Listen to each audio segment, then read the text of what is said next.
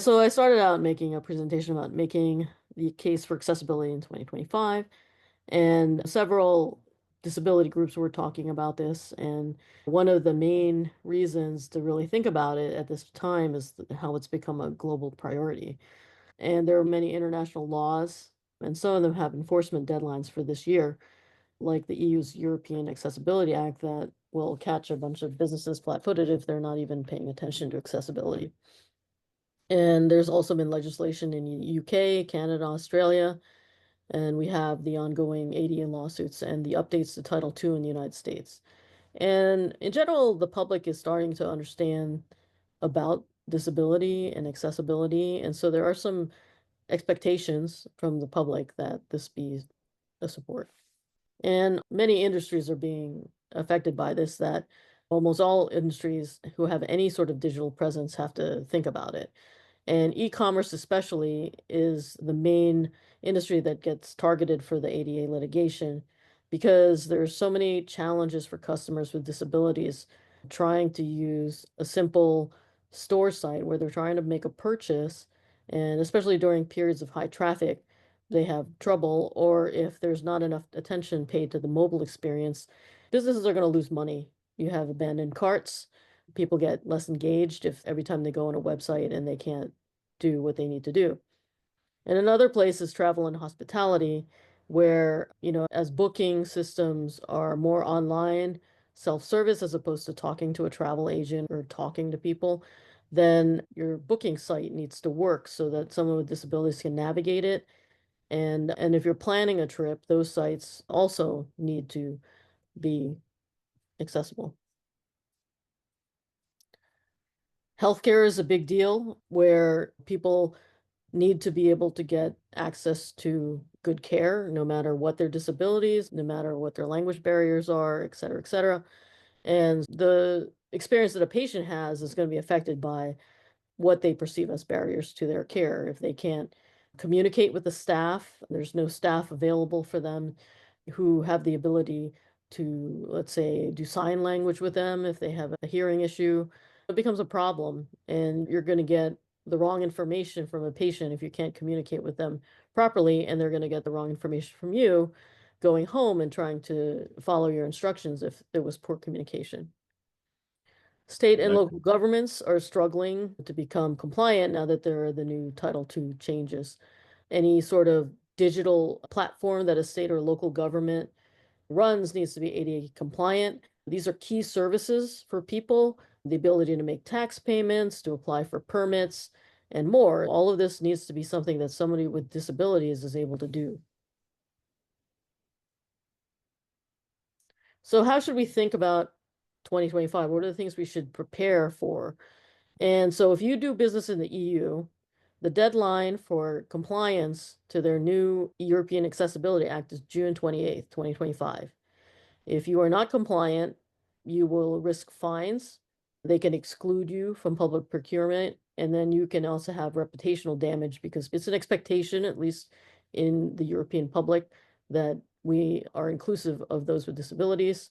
And the standard that they have set is a WCAG 2.1 AA standard. ADA lawsuits as well are an issue where we're still seeing a rise in cases, so that there was actually a slight uptick in November and December with the cases. So I think we are in line. They haven't presented yet the actual figures, but we are going to at least hit the 4,000 level. So it'll either be the same or the slightly higher in 2024, depending. But for some reason in November and December, there were an increase in lawsuits, and that has to be analyzed. Like, why did that happen? What was the issue in November and December that led to that? And then demand letters, you can estimate about two times the demand letters going out from the cases. That's 8,000 demand letters going to businesses that they need to do a better job with accessibility. And you can see this is the original data they always show is from 2018, and it's doubled in that time period, which is a 6-year time period. What is different about 2024 is that we're increasing filings in state courts as opposed to the federal court. And a lot of this has to do with state courts were more favorable to these types of lawsuits. And so they started moving into state courts. And that's been an issue because certain states will handle different cases different way. Basically, the plaintiffs' lawyers are looking for a court that's favorable to their client. So the Title II changes, again, there needs to be conformance with WCAG. If you do this, you'll build trust with your audience, and constituents will be happy to be able to access essential services independently without having to call people or get help or whatever. People with disabilities want to be able to do things independently. If you wait, if you decide, I don't want to deal with this in 2025, you might have issues with customer retention. There's barriers may alienate up to 50% of people. That is going to affect your engagement. It's going to affect your sales. If you wait, you can get sued, and then there are going to be legal costs. ADA lawsuits and demand letters are disruptive and costly, with settlements, which are common in these. Most of them do not go to trial. Normally, you'll go to settlement, but that usually means a fine. It means legal fees and remediation work. So instead of you're losing control of the situation. If you are proactive, you can control your timeline. If you get sued, then you're going to have to do the remediation work by a certain date. That's out of your control. That's going to be set by the court. It's going to be set by whatever settlement agreement you make. So it's always better to be proactive and do things on your own time than to be forced to do it on a schedule by an external entity. There could be lost revenue because if, there are potential customers out there trying to buy from you, and because they can't get through your checkout experience, they abandon their carts and they don't buy. And they might even tell their friends not to go there. So you're going to be losing customers as a result, and you may not even know about it. Many times these customers are not going to complain. You're not going to know that you're losing a lot of money just by not making yourself accessible. I think they've estimated that people with disabilities and their advocates have billions of dollars to spend. And if you're not taking a piece of those billions of dollars, then that's bad for business. And then reputational damage sends the wrong messages to people, especially you have to look at your demographics, you have to look at your audience. Do you have a diverse audience? If that's the case, then you're basically telling them that you don't care about their needs. And that sends a wrong message to people, and that's going to affect your reputation with the public. And is it one thing about the disability community is they spread the word in their community when they find someone that actually thinks about them.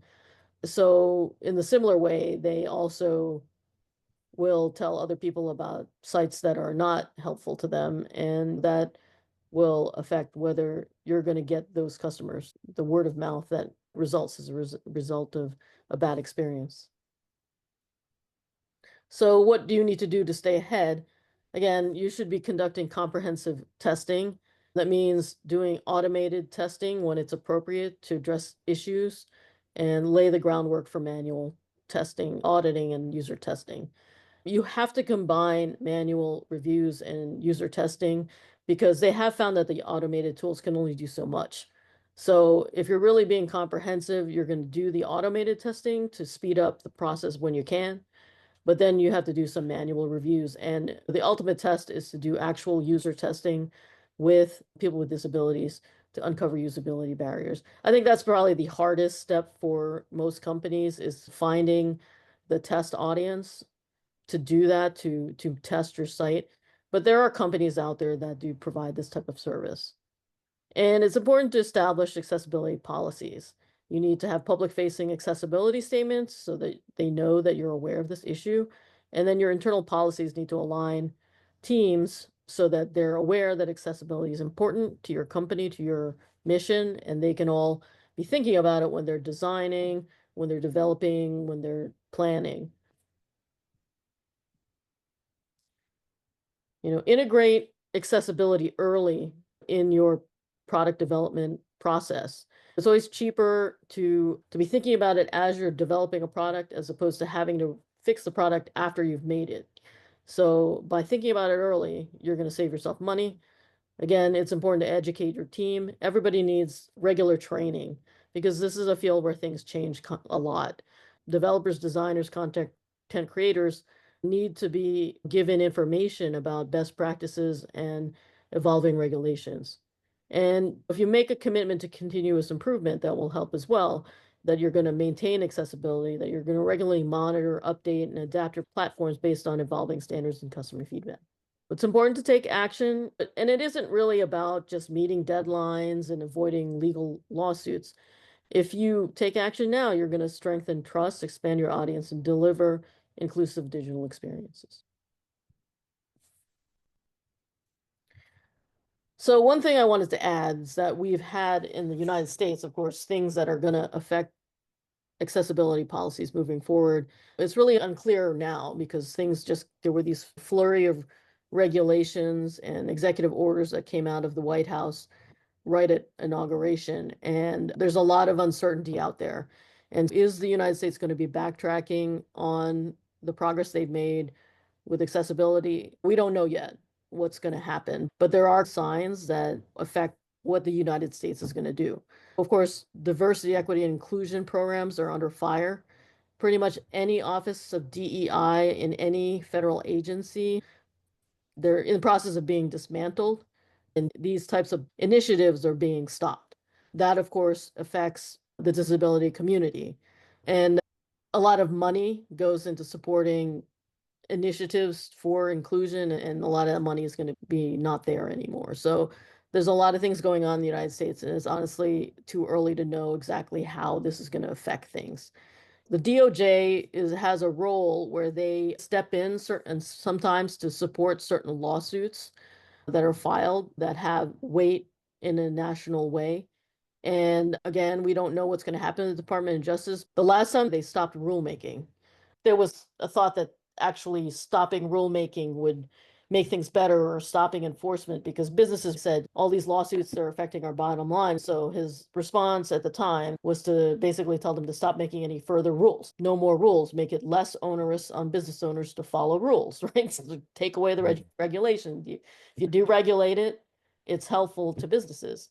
Unfortunately, it had the opposite effect at the time because of the monitoring of the lawsuits. 2018 was the first year that that particular company was looking at lawsuits, and they noted about 2,300 cases. And now we're in 2024, and that's jumped to 2023 is 4,500. And then this year, we don't have the full numbers yet. I haven't seen them put out that presentation yet. We're going to get at least 4,000 probably.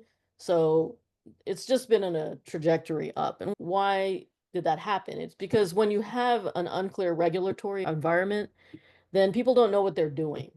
So no business can actually say, there's no list of things that it can say, hey, I'm accessible, or hey, you're not accessible. Because most of the things that are out there are guidelines. And they're not guidelines that are even managed by the government. They are WCAG guidelines are monitored by an international body that is accepted globally as what we should be following.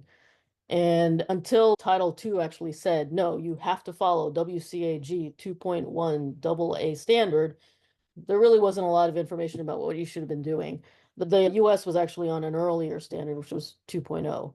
And there were already problems with websites, technology making strides, and then using these older regulations to be the thing that you're supposed to follow. So that was a problem.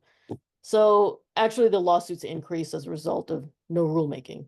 So we'll see what happens. Are they going to stop rulemaking again? I think the Department of Justice is probably not going to be involved as much in accessibility litigation. There's likely not going to be a huge amount of progress. And then enforcement. So one of the reasons some people are trying to be more compliant is because enforcement was under Biden administration a little bit stronger. So if there's less enforcement again, we'll go back to that period of time where people were very complacent about this. That's where we are in the US. There's a lot of lack of clarity. We don't know what's going to happen. And now organizations and companies with a global audience, you still have to consider international laws. If the US decides to change things, be less strict, if you are a business that has to do business with the EU, then you better think about the EAA and follow that. That's actually how the privacy laws ended up being so strict, in the sense that the EU led on that, and people were forced to follow the law, because if they want to have any sort of business presence in the EU, which a lot of companies do want to have, then they need to follow the laws of the EU. So the EAA is out there, June 2025, you need to be compliant. So that will still push a lot of organizations and companies that do international work, international business to be compliant no matter what the United States is doing. So we'll see. And in terms of litigation, like I said, we're in line to have 4,000 lawsuits in 2024 with a slight uptick in November and December that I'm sure will be explained when those presentations come out, when they do the year-end evaluation. I haven't seen it advertised yet. There was, of course, the excessively overly class action and an FTC fine that happened in the last couple months. So disability advocates were happy about the fact that it was finally realized that they've been talking about overlays for many years, how they only help to a point, and in some places they actually make things worse. It depends on your disability and what the overlay is doing. So they were actually fined because they were making marketing claims that they did more than what they were doing, that they were making sites compliant when they really weren't, because no automated solution is able to make a site 100% compliant. That's just reality. So they were fined, and I believe the class action state is still going on. So that's just something that needs to be followed up on. And then now we have the Murphy versus Spongell LLC case that is important because it said things that were in contrast to the older Blue Apron versus Access Now Incorporated. And this has to do with Title III of the ADA. So Title III of the ADA is basically places of public accommodation must accommodate people with disabilities. You have to make them accessible.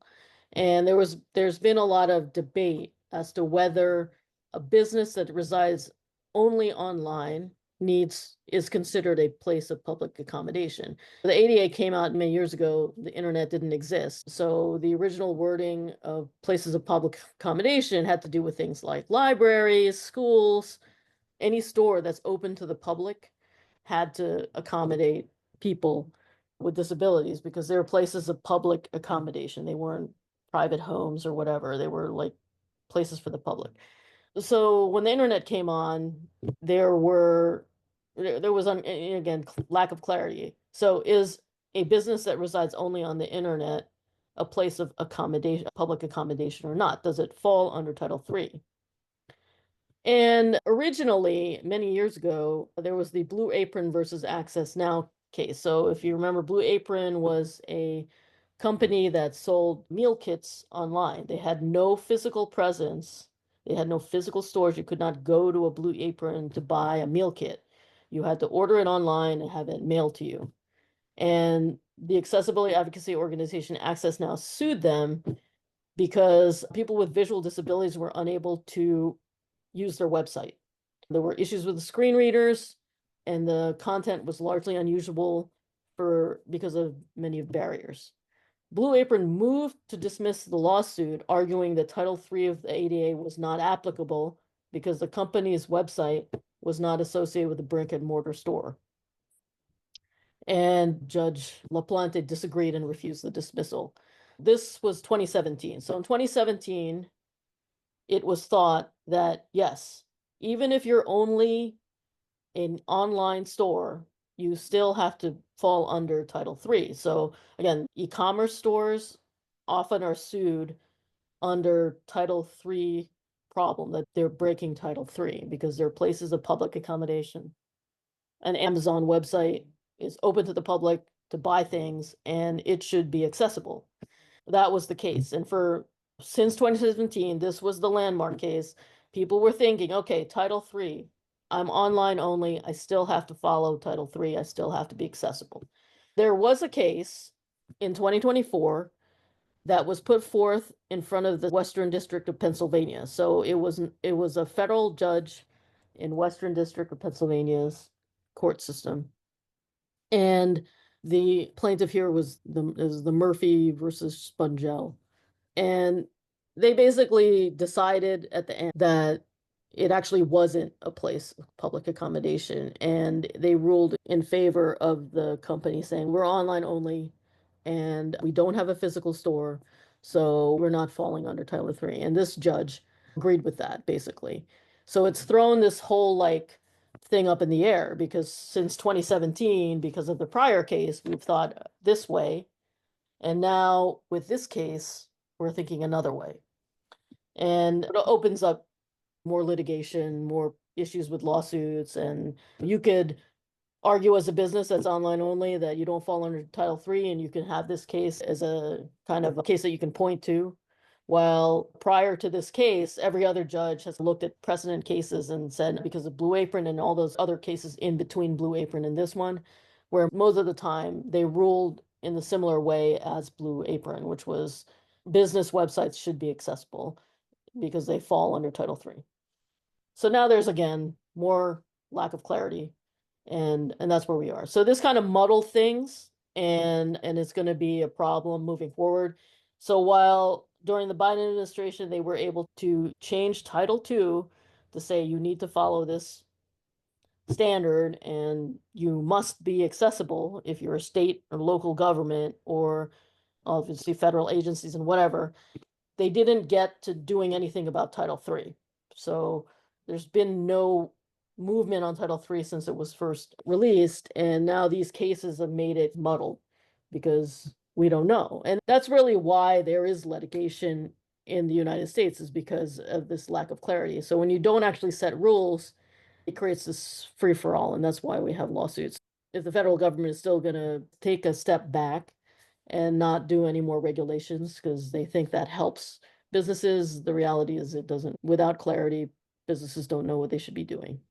That's where we Well, are. This is something to read about, to follow, and until the next case that comes up where a business is digital only and maybe they get sued and see what happens with that case. But in the meantime, this is kind of where we are.